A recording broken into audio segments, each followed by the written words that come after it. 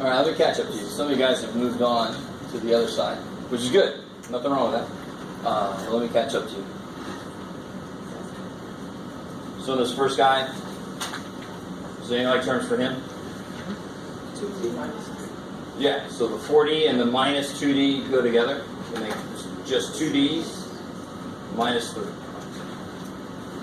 I like it. So here, I wasn't as tricky as I could have been. Those 5xy's go with, and then how about these negative 2x's? And then this poor dude, all by himself. So, I mean, do you guys see how I'm kind of underlining in different patterns? So that's one way to kind of do it quickly without moving stuff around. Yes? So how come the distributive property doesn't let you pull the x's out of the xy's? How do you mean? Because you can Like distribute the negative 4, so why can't you pull out the x? pull out the x from where?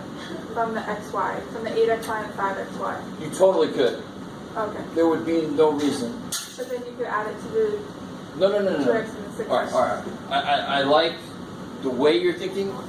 So you're saying if I had 5xy plus 2xy plus 6x, right? Right.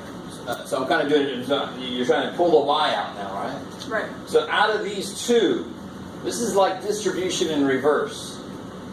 Couldn't I say, well, somebody put a y, so let me take a y out? But do you see the problem now? Are those free to go with this? They're stuck. Okay. Order of operation. So there's no way, if it's not currently like terms and they're variables, there's no way to suddenly make them be like terms. You can't do that kind of magic. They're always going to have this y hanging on somewhere. I like it. I don't know if everybody really understood it. If they're fractions, I can make them like terms by making the denominators. And they're numbers. I can do stuff with numbers. These are variables. Numbers I don't know. So let's see, what do you get? How many xy's do you get? Negative 3. Negative 3xy's. How many x's? Negative 8. Negative 8x, and then your plus 4y all by himself. Aw. Any order you put that in right now is fine. So if you like the 4y out front, that's cool. I like it. So what about this guy here? What are the only like terms in here? 6 and 5. Yeah, these. I like it. So 6 and 5, 11. 11w squares, and then I got a plus 5w, and I got a minus 3. My w got really big. It looks like a weird thing. So it's 11w squared, 5w minus 3. That's much better. As good as, for me. Pretty good. All right. What about down here? This is not too bad, right?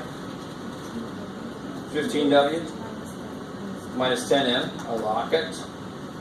Here, there's that problem first, right? And then you can see if that goes with anybody. So what happens here? 6 minus 3x. So you have this 2x sitting out here, so you get 6 minus 3x. I like it. And then minus x. I like it. 2x minus 3x is negative x. Or you can write 6 minus x. I don't care which way you write it. As long as there's a negative x, then it's 6. Is everybody doing all right? Again, this is really old school for some of you guys. But if you're having any trouble understanding anything up here, you got to let me know. There's at least 5 of you that don't if you don't. So don't hesitate. What I mean by this, look here. See the little instructions I give you?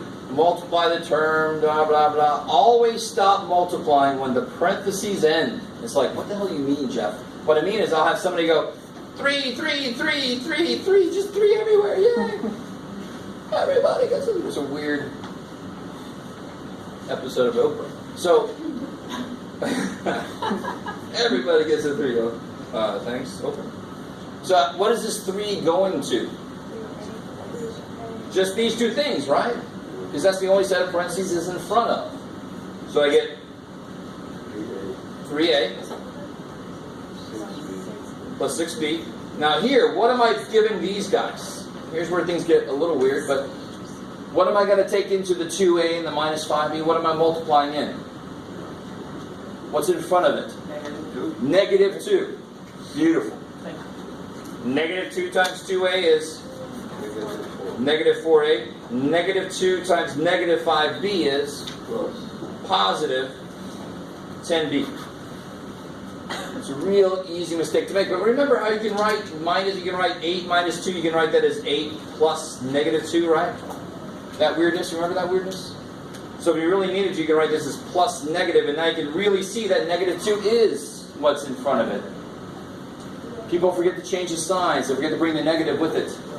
But it really is a negative 2. And then what can you do?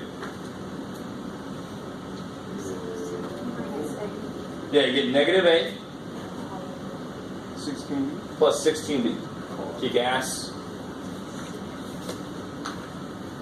Okay. So again, I know several of you came in knowing this. Hopefully everybody kind of feels okay with this now. Okay. So let me catch up with those of you who've already moved to the back. Any questions on those before we leave those? Okay. So I tried to give you a problem that wasn't too heinous, but actually has a lot kind of going on. And let me just make sure you guys get the basics real quick. The prerequisite on this is equivalent to Math 88.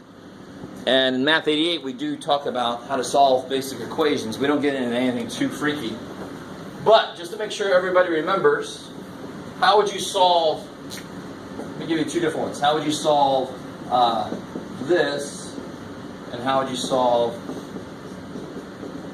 that? How would you solve this one? You add 4. Add 4.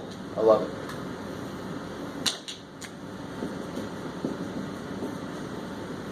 So you get x equals 12, which makes sense. 12 minus 4 is 8, and that's how you can check it, right? Is that cool? So everybody needs to know that. That should not be a shock. I need to see this. I don't care how easy the equation is I give you. I need to see the algebra happen. I don't need to see the guess and check. I need to see this. And I'm doing that to help you out. The more you do that, the more practice you get doing it, the more normal it becomes. So what about this guy? Yeah. Here I added because the operation was subtraction. I want to undo the operation. So here I'm going to divide because the operation right now is multiply. So then I get x equals negative 2, and sure enough, negative 4 times negative 2 is 8. It checks out. Alright. So you're always doing the opposite operation to make that thing go away. You're trying to uncover. I always think about like trying to shovel out your variable. It's under all this shit. You're trying to, okay, let me get the 4 out of the way, frat. Let me get the freaking other 4 out of the way, frat. I'm trying to get my x by itself for whatever variable it is. That's my goal. My goal is always x equals number. So,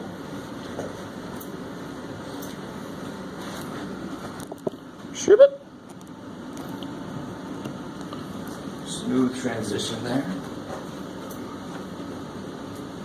These are a little bit more involved. But the basic idea is find where your variable is and then get that term by itself. So where's my variable is in this term here. So why is that term not by itself? What's with it? Good. Don't say 2 because 2 is a part of the term. 2x is not by itself because of the stupid plus 3. So of course what do we do to the stupid plus 3? Yeah. Subtract 3.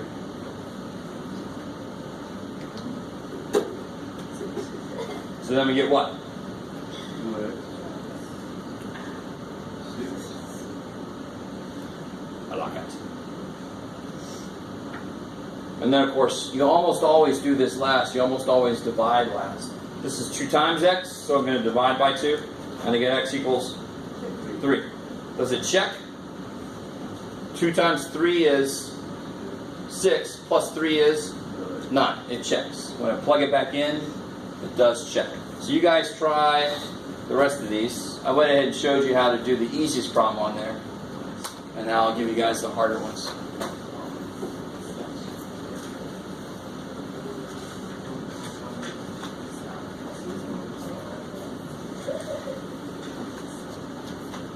Right there. Negative. Negative.